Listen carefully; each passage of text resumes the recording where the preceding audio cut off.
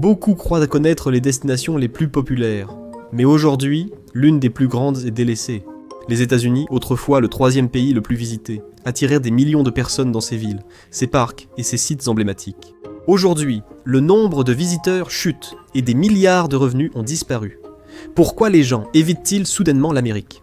Qu'est-ce que cela implique pour l'avenir du tourisme aux États-Unis ? Dans cet épisode de l'infographie, nous révélons pourquoi le tourisme chute aux États-Unis. En décembre 2024, les experts anticipaient plus 9% de tourisme aux États-Unis. Mais les prévisions se sont ensuite totalement inversées. L'Amérique fait maintenant face à une chute de 8%. Les conséquences provoquent une onde de choc dans toute l'industrie. En 2024, le secteur était en essor. Plus de 72 millions de visiteurs internationaux ont afflué à New York, Miami, Los Angeles et Disney World avant de partir pour Las Vegas. Ainsi, les adultes pouvaient noyer le royaume magique dans l'alcool. Désormais, les États-Unis sont le seul pays où l'on prévoit une baisse des revenus du tourisme. Cette hausse de 9% aurait apporté 163 milliards de dollars aux États-Unis. On prévoit désormais une perte de 125 milliards de dollars, soit un total de 285 milliards de dollars manquants. Seulement si la situation ne s'aggrave pas.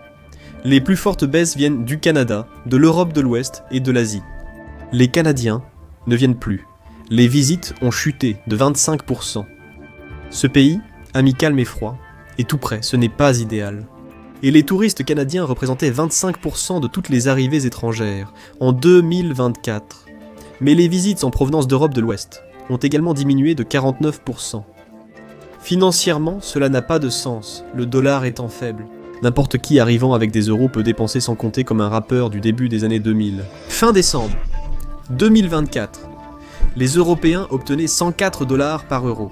À la fin du mois d'août 2025, ils pouvaient obtenir 117 dollars par euro. C'est une augmentation de 125%, ou 125% de plus, des t-shirts I Heart NY. Ce qui signifie que, en théorie, le tourisme vers les États-Unis devrait augmenter, fortement augmenter. Mais ce n'est pas ce qui se passe. Commençons par expliquer pourquoi le tourisme en provenance du Canada est en baisse. C'est un facteur important dans le déclin global du tourisme aux États-Unis. Les Canadiens représentent le plus grand segment de visiteurs étrangers aux États-Unis et ont connu la plus forte chute. Si vous suivez l'actualité, vous avez sans doute remarqué que les Canadiens sont mécontents des États-Unis. Les experts blâment ce qu'ils appellent des vents contraires de sentiments.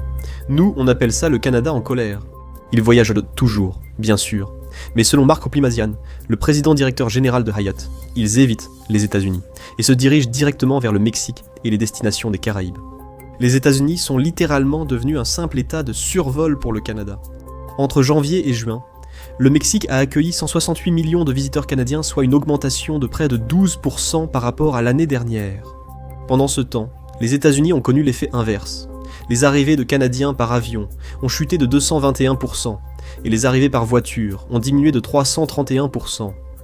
Début 2025, une guerre tarifaire s'intensifie entre les États-Unis et le Canada, qui refusent de devenir le 51e État. Si vous vous posiez la question, cela a mis les Canadiens en colère. Ce n'est pas une foule à énerver, sachant qu'ils ont grandi en jouant au hockey dans un froid capable d'arrêter un cœur. À quel point les Canadiens sont-ils en colère ?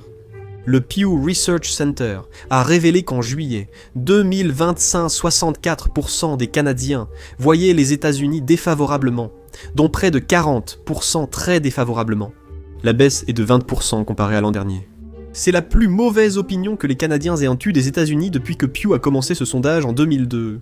Ils ne se contentent pas d'aimer leurs voisins du Sud, ils le voient aussi comme une menace. 59% des Canadiens voient les États-Unis comme la principale menace pour leur pays, et ce n'est pas qu'économique. 77% voient l'Amérique comme une menace économique. 53% voient les États-Unis comme une menace pour la sécurité nationale. Cela signifie que les Canadiens sont plus inquiets de l'Amérique que de la Chine. Qu'est-ce que tout cela signifie pour le tourisme ?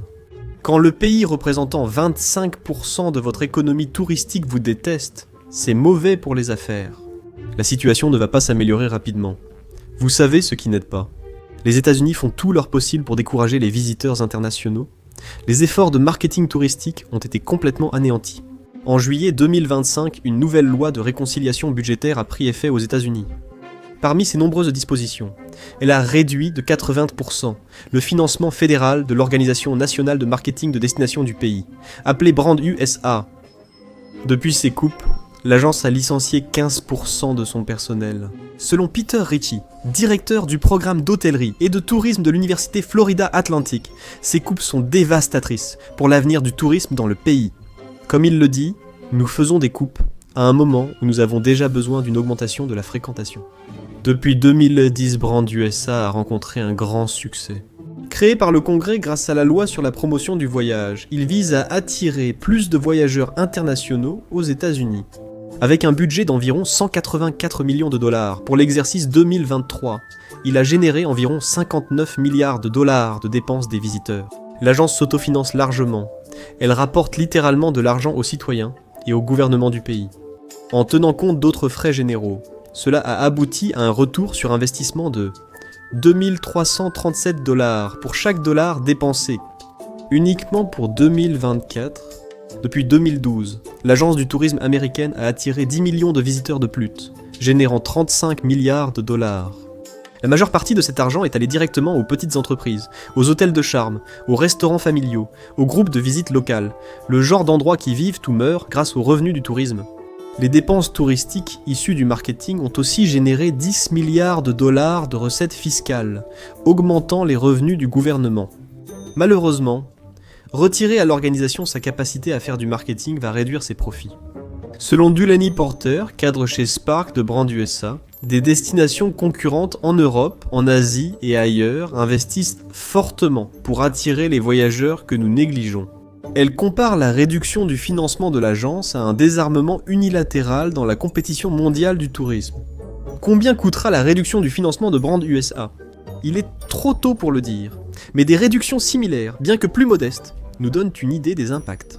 En 1993, le Colorado a supprimé le budget de promotion touristique. En 2 ans, l'État a perdu plus de 14 milliards de dollars de revenus. Sa part du tourisme aux États-Unis ayant chuté de 30%. Après la reprise de la promotion du Colorado, il a fallu des années pour retrouver les touristes et relancer le marché du voyage. Brand USA sert aussi de plateforme internationale pour de nombreuses petites destinations et entreprises américaines sans moyens pour leur propre publicité. L'Association américaine du voyage affirme que la suppression du financement mettra fin à la promotion du voyage international pour les régions qui ne peuvent pas atteindre seuls les voyageurs du monde entier.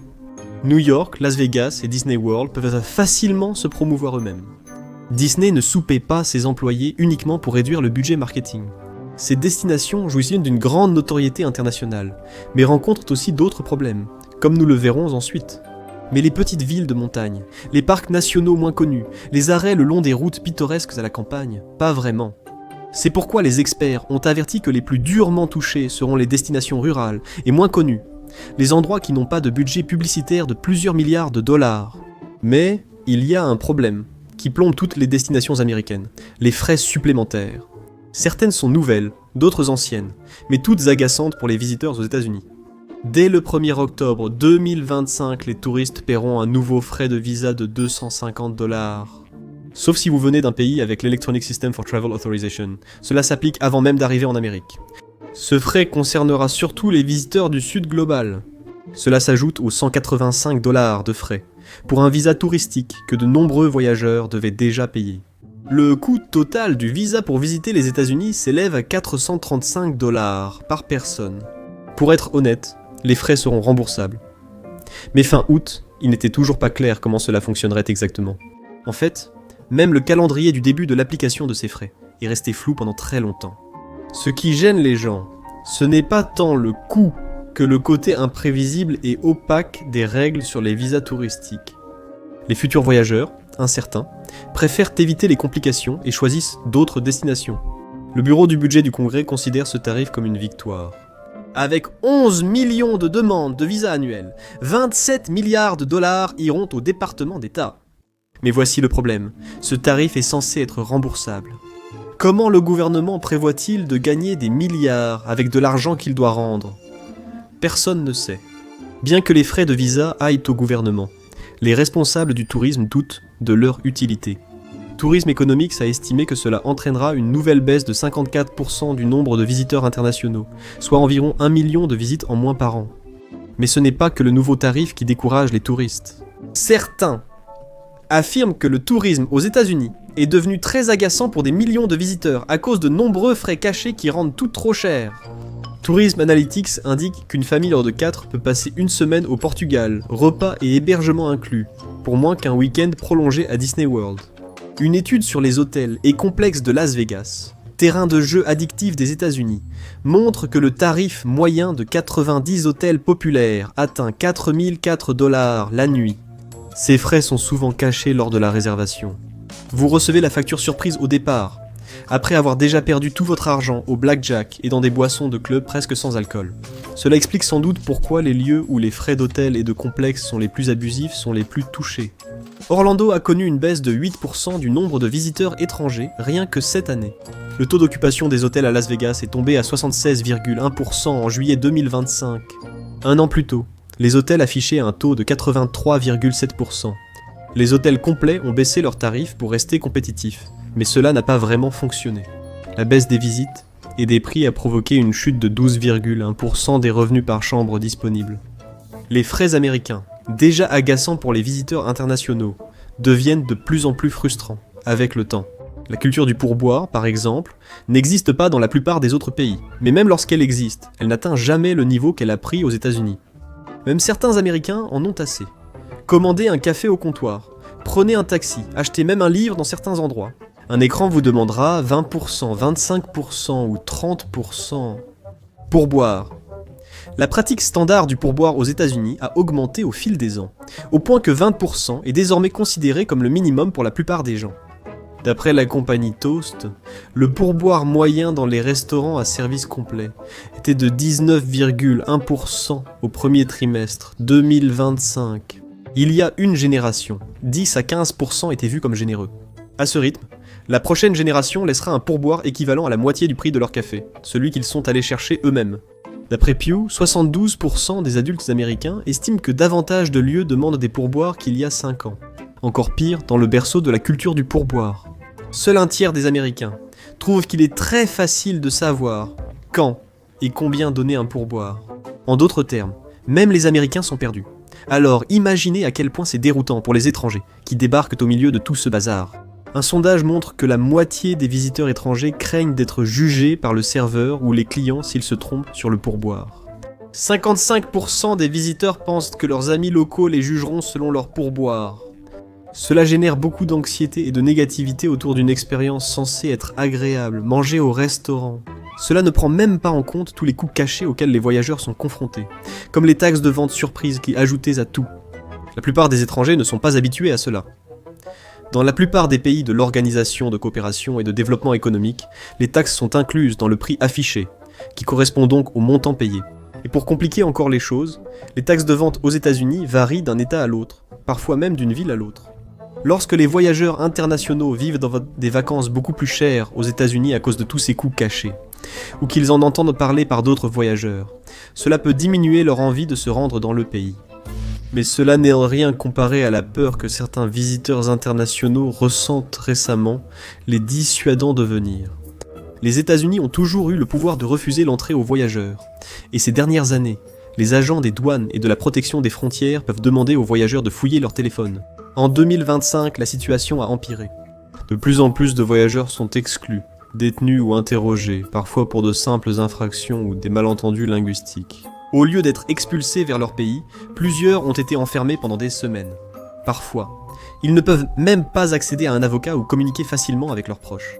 Cela a conduit plusieurs pays, dont le Danemark, l'Irlande, l'Allemagne et le Canada, à mettre à jour leurs conseils aux voyageurs concernant les États-Unis. Les recommandations indiquent que même de légères infractions ou des propos inappropriés aux douanes peuvent amener à une détention. Lukas Ziloff, un Allemand fiancé à une Américaine, a vécu cette situation. En visite à sa fiancée à Las Vegas, avec un visa de 90 jours, ils ont décidé de faire un court voyage au Mexique. Sur le chemin du retour aux États-Unis, l'agent frontalier lui a demandé sa destination et son lieu de résidence. Lucas, qui avait l'anglais en seconde langue, a répondu Las Vegas sans comprendre la seconde partie de la question. Le douanier a vu cela comme une preuve que Ziloff comptait rester illégalement à Las Vegas et l'a aussitôt emmené. Sa fiancée a tenté de l'aider à communiquer ou de lui trouver un traducteur. Les agents lui ont dit de se taire et l'ont menotté à un banc à la place. L'avocat spécialisé en immigration, Benjamin Nassorio, a constaté cette tendance chez de nombreux nouveaux clients. Comme il le dit, c'est l'application maximale de la loi de nos jours. Les avocats remarquent que les agents de la frontière informent de moins en moins leurs détenus sur la durée et les raisons de leur rétention. Les titulaires de visas temporaires, dont les touristes, ont moins de droits à la vie privée. Les tensions et interrogatoires peuvent surgir à tout moment, souvent pour des raisons apparemment aléatoires ou incohérentes. Et même si ces cas restent rares, beaucoup de gens ne veulent pas risquer de faire la une des journaux. Surtout parce que les contrôles et les fouilles ont déjà augmenté de façon spectaculaire et vont exploser selon Richard Herman, fondateur d'un cabinet d'immigration. En 2024, les douanes ont fouillé 47 000 appareils électroniques, 10 fois plus qu'en 2014. Zara Bilou, directrice exécutive du Conseil sur les relations américano-islamiques, déclare que moins de 0,01% des personnes sont concernées. Mais l'une de ses intentions est de faire en sorte que tout le monde ait peur.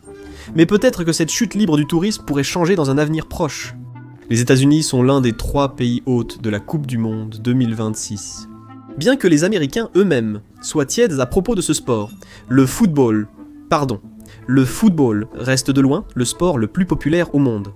Il compte 3,5 milliards de fans, soit presque la moitié de la population mondiale. Des millions de personnes affluent à chaque Coupe du Monde. À partir de janvier 2025, la Fédération internationale de football Association s'attend à plus de 5 millions de visiteurs entrants aux États-Unis, au Canada et au Mexique, les États-Unis accueillant 60 des 80 matchs de la Coupe du Monde. Une vague de touristes y débarquera inévitablement.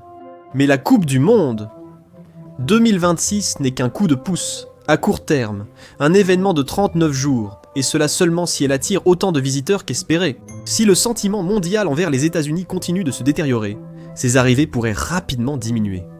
Que se passera-t-il ensuite ? De plus, tout cela néglige un facteur clé du déclin du tourisme aux États-Unis, le tourisme intérieur. Bonne nouvelle.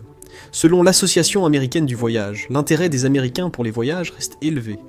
Une étude Longwoods de mars 2025 révèle que 89% des voyageurs américains prévoient un voyage dans les 6 prochains mois. Les voyageurs sont ceux ayant voyagé ces 3 dernières années, et prévoyant un voyage dans les 2 ans à venir. Mais l'organisation reste pessimiste quant à la durée de l'intérêt soutenu pour le tourisme intérieur, car de nombreux signes sont préoccupants. 42% des Américains pensent que voyager sera plus cher l'an prochain. L'agence GSIQ, Intelligence mondiale sur le parrainage sportif et le tourisme, indique que les Américains continueront de voyager en 2025 mais différemment. Que signifie cela ? Différemment. Rien de positif pour le tourisme. Les voyageurs américains privilégient des séjours courts, des voyages économiques et de bonnes affaires, dépensant ainsi moins d'argent. Les experts appellent à cela une augmentation des micro-prudences, comme disent les voyageurs américains. Nous sommes fauchés. La confiance des consommateurs chute depuis des années et atteint un nouveau record bas en 2025. Une enquête a révélé que seulement 38% des Américains, qui ne se considèrent pas comme riches, pensent qu'ils le deviendront un jour. En 2023, 41%. En 2019, 51% en est. Et être riche ne veut pas dire avoir des villas et des Lamborghini. Pour 54% des gens, cela signifie vivre confortablement sans souci d'argent ou être sans dette. 48%. Selon l'Université du Michigan, le moral des consommateurs est à 582 en août 2025 contre 679 en août 2024, ce qui était déjà un niveau bas. Pour commencer, après des années de confinement et d'inflation, voir le moral des consommateurs baisser continuellement n'est généralement pas ce que nous souhaitons. Quand les gens craignent pour leur sécurité financière ou leur avenir, les dépenses de luxe, comme les vacances, disparaissent d'abord. Dommage, car les voyageurs nationaux représentaient 90% des revenus touristiques en 2024. En août 2025, 40% des recherches de voyages nationaux concernaient une nuit, contre 33% en janvier 2023. Ceci s'accompagne d'un record de 3 ans pour les recherches de séjours de 3 nuits ou moins, soit des escapades plus courtes. Les experts évaluent aussi l'appréhension des voyageurs via la durée des fenêtres de réservation. Et là, une tendance négative claire se dessine. Les voyageurs réservent de plus en plus près de leur date d'arrivée. Pour profiter des offres de dernière minute, et par manque de confiance dans la stabilité de leurs finances pour prévoir à long terme. Début 2023, 46% des recherches ont eu lieu dans les 28 jours avant des vacances potentielles. En août 2025, 57%. Des recherches ont eu lieu moins d'un mois avant un voyage potentiel. Sans compter que les voyages intérieurs, comme tout dans le monde, sont de plus en plus politisés. Depuis novembre 2024, la part de voyageurs évitant certaines villes ou États est passée de 12% à 20%. Ceux qui ont déclaré que la politique n'influençait pas leurs décisions de voyage à l'intérieur du pays sont passés de 60% à 46%. Plus de la moitié des Américains voyagent en partie pour des raisons politiques, et évitent dans certains endroits aux États-Unis pour cette raison. S'ajoute un nouveau déficit commercial du voyage de 50 milliards de dollars pour les États-Unis, qui envoie bien plus de voyageurs à l'étranger qu'ils n'en accueillent. Il paraît presque impossible que le tourisme aux États-Unis s'améliore bientôt. Le tourisme est en difficulté aux États-Unis, mais les visiteurs ont causé des dégâts dans le monde entier. Regardez encore plus d'objets de valeur détruits par des touristes pour voir les erreurs coûteuses, ou cliquez plutôt sur cette vidéo.